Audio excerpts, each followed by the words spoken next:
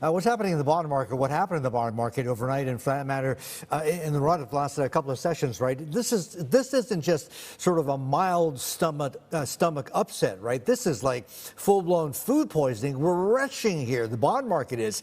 My question to you is, didn't we see something like this back in April of last year, just post Liberation Day? Bond market reacts incredibly violently, and then in short order, the Trump administration, if not backs down, at least tones it down. Are we going to see the same thing this time? Hey, good morning, Martin. And it's too early to tell what exactly we'll see or when we'll see it, but it does feel a little bit like a redux of April from last year. We've seen extreme reactions, and it's just the uncertainty of the whole situation. And when I've talked to clients today, there's been a lot of conversations about what the geopolitical implications could mean to the market. I think the main message is this too shall pass. When you look at a lot of what the decrees have been coming from at least the White House recently, there's been a huge focus on affordability.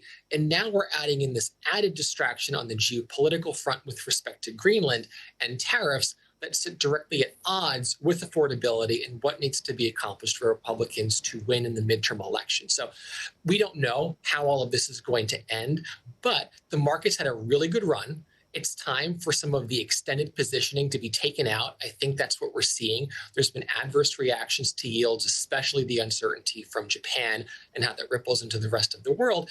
And eventually, there's going to be a good buying opportunity for investors on the other side of this, because it's unlikely, whatever the outcome is, that we see it directly impact the fundamentals of higher growth, long-term secular growth winners in the overall market.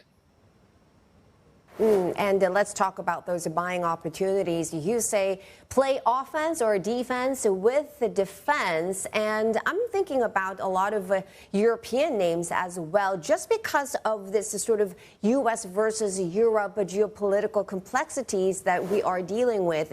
Where do you see better trades out there right now?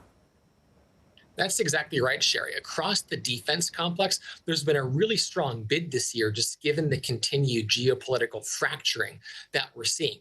And a lot of defense names have become higher quality investments as they've relied less on the balance sheet to fund growth, and they're reinvesting free cash flow.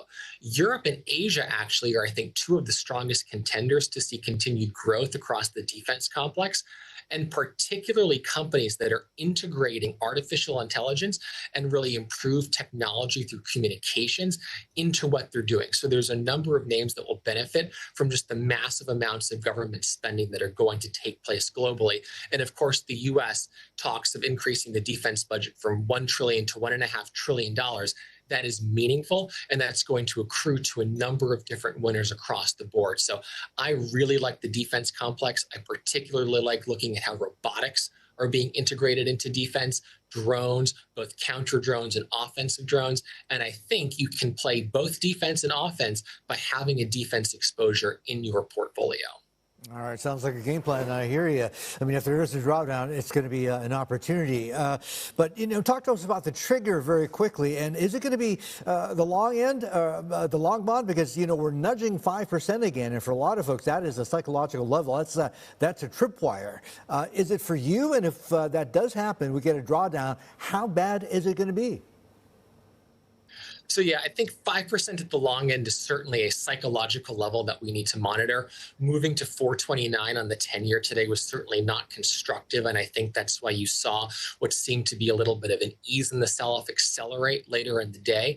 But honestly, I think one of the biggest risks to the market isn't just the bond yields, it's the U.S. dollar itself.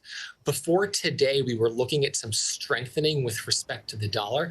I'm not sure how that continues in the near future, but if we do see that continue, the commodities complex is at risk.